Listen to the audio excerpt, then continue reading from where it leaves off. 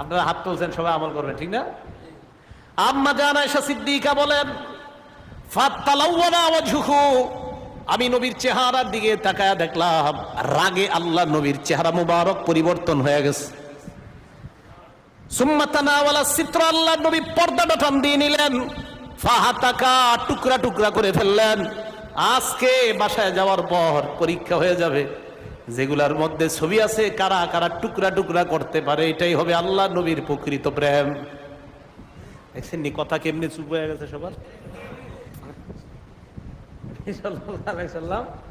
ছবিওয়ালা পর্দা হাতে নিলেন, হাত তো আবেগে তুলে নিয়েছেন শুরুতে, এখন তো টেনশনে পড়ে গেছে।